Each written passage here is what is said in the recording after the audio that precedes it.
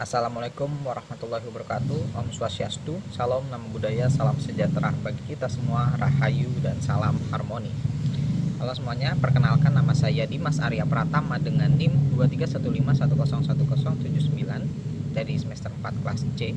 Di sini saya akan mempresentasikan terkait analisis kasus kebocoran data BPJS Kesehatan pada tahun 2021 untuk mengampu tugas dari mata kuliah keamanan komputer dengan dosen pengampu Bapak Kadek Yota Ernanda Arianto Eskom, MCS PhD.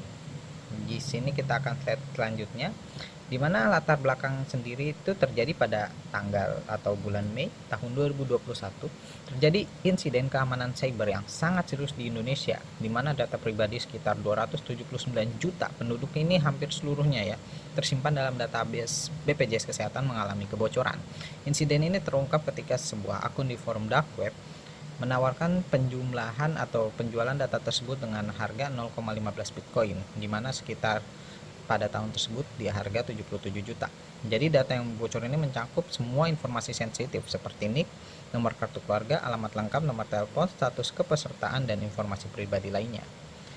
Selanjutnya terkait analisis saya terhadap kebocoran tersebut, di mana yang pertama, satu ini kelemahan infrastruktur keamanan, di mana sistem keamanan berlapis ini tidak memadai. Tidak adanya penerapan defense in depth yang menyebabkan sekali perimeter keamanan tertembus, penyerang memiliki akses luas. Selanjutnya kerentanan pada sistem API. Kemungkinan adanya API yang tidak terproteksi dengan baik. Kemungkinan pengambilan data ini pasti dalam jumlah yang besar. Dan yang terakhir ini kurangnya segmentasi jaringan. Jadi tidak ada isolasi efektif antara jaringan yang berbeda tingkat sensitifnya. Dua, ini pengelolaan data yang buruk, di mana enkripsi data ini tidak memadai. Data sensitif ini tidak dienkripsi menggunakan metode enkripsi yang sudah usang. Yang selanjutnya penyimpanan data terpusat, di mana seluruh data ini tersimpan dalam satu repositori pusat, di mana target tunggal ini bagi penyerang. Dan selanjutnya tidak adanya tokenisasi, di mana data sensitif seperti NIK disimpan dalam bentuk aslinya, bukan dalam bentuk token yang lebih aman. Dan ketiga, tentu ada faktor manusia dan tata kelolanya, di mana kurangnya pengawasan dan audit berkala, tidak adanya pengecekan rutin.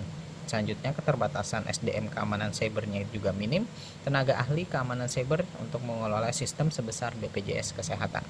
Selanjutnya, lemahnya kebijakan kontrol akses, di mana pemberian hak akses ini terlalu luas kepada pengguna internal sistem. Kita akan ke slide selanjutnya, di mana dampak dari kebocoran data tersebut untuk yang dampak terhadap individu. Ini resiko yang pertamanya pencurian identitas. Jadi data dapat disalahgunakan untuk membuat identitas palsu. Jadi dapat mengakses akun finansial. Selanjutnya penipuan yang ditargetkan. Jadi penjahat cyber ini akan melakukan penipuan spear phishing dengan memanfaatkan data pribadi korban. Selanjutnya ada penyalahgunaan untuk kredit atau pinjaman aktif ya, di mana penggunaan identitas korban ini mengajukan pinjaman online tanpa sepengetahuan pemilik data. Selanjutnya ada potensi penyalahgunaan data medis. Informasi riwayat medis ini dapat digunakan untuk kepentingan yang merugikan korban. Yang kedua ada dampak terhadap institusi, di mana kerugian reputasi BPJS Kesehatan tentunya menurun ya, kepercayaan publik terhadap kemampuan BPJS mengelola data. Selanjutnya ada beban finansial untuk pemulihan sistem, di mana biaya ini pasti signifikan, di mana untuk memperbaiki kelemahan sistem dan memperbarui infrastruktur keamanan. Ada potensi tuntutan hukum, juga ada resiko gugatan class action dari masyarakat yang terdampak. Tekanan politik dan pengawasan ketat, juga meningkatnya pengawasan dari legislatif dan publik. Yang ketiga ada dampak nasional, di mana kerentanan keamanan nasional, data sensus de facto yang jatuh ke tangan yang salah dapat berimplikasi pada keamanan nasional. Yang selanjutnya ada resiko penyalahgunaan data, ini untuk kepentingan asing. Jadi data ini bisa dimanfaatkan untuk kepentingan intelijen asing. Yang terakhir ada menurunnya kepercayaan terhadap digitalisasi layanan publik, karena masyarakat menjadi skeptis terhadap layanan digital pemerintah. Tentu yang akan kita bahas pada slide selanjutnya, di mana langkah mitigasinya atau langkah selanjutnya untuk rekomendasi, di mana yang pertama di sini saya berpendapat bahwa ada mitigasi jangka pendek. Ini notifikasi kepada seluruh warga yang terdampak, jadi pemberitahuan resmi kepada seluruh peserta BPJS. Ada reset kredensial akses digital, di mana pengubahan username dan password untuk akses layanan digital BPJS. Selanjutnya ada pemblokiran atau pemantauan NIK yang bocor yang akan dikoordinasi dengan institusi finansial untuk mencegah penyalahgunaan. Pembentukan pusat bantuan korban, jadi layanan khusus untuk menangani keluhan dan membantu korban penyalahgunaan data. Yang kedua ini tentu perbaikan sistem, di mana implementasi enkripsi end-to-end ini yang harus modern untuk seluruh data yang sensitif. Selanjutnya penerapan tokenisasi untuk data identitas, mengganti penyimpanan NIK langsung dengan token unik. Yang selanjutnya ada segmentasi database, jadi pemisahan data sensitif dalam database terpisah dengan akses terbatas. Yang selanjutnya penguatan sistem deteksi dan pencegahan intrusi, jadi pemasangan sistem IDS atau IPS modern.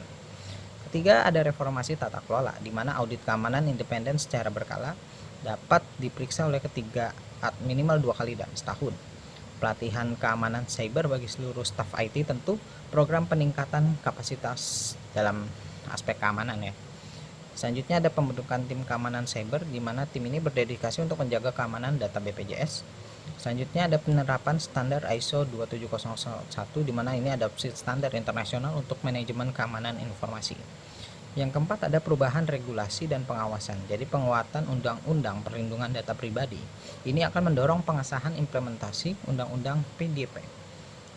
Yang selanjutnya ada sanksi tegas bagi pelanggaran keamanan data, jadi penerapan sanksi administratif dan pidana. Yang selanjutnya ada mekanisme pengawasan lintas lembaga, di mana koordinasi antara BSSN, Kominfo, dan BPJS Kesehatan. Selanjutnya tentu ada transparansi penanganan insiden, jadi keterbukaan informasi tentang langkah-langkah apa yang sudah diambil.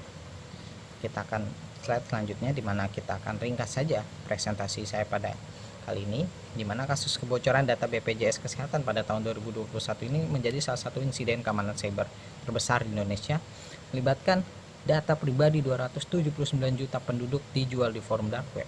Kebocoran ini disebabkan kelemahan infrastruktur keamanan, buruknya pengelolaan data, serta lemahnya tata kelola pengawasan internal. Dampaknya sangat luas, mulai dari risiko pencurian identitas, penipuan, hingga merosotnya kepercayaan publik dan meningkatnya ancaman terhadap keamanan nasional. Untuk mengatasi hal ini diperlukan langkah mitigasi cepat, perbaikan sistem keamanan, reformasi tata kelola, serta penguatan regulasi perlindungan data pribadi agar insiden serupa tidak terulang di masa depan. Kita akan slide selanjutnya, di mana saya akan tutup saja presentasi saya pada kesempatan kali ini. Kurang lebihnya mohon dimaafkan. Terima kasih kepada dosen pengampu dan seluruh teman-teman yang sudah menyaksikan. Saya Dimas Arya Pratama, kurang lebihnya mohon dimaafkan. Saya akhiri dengan salam keagamaan. Wassalamualaikum warahmatullahi wabarakatuh. Om Santi Santi Santi Om. Shalom, Rahayu Budaya, dan salam harmoni.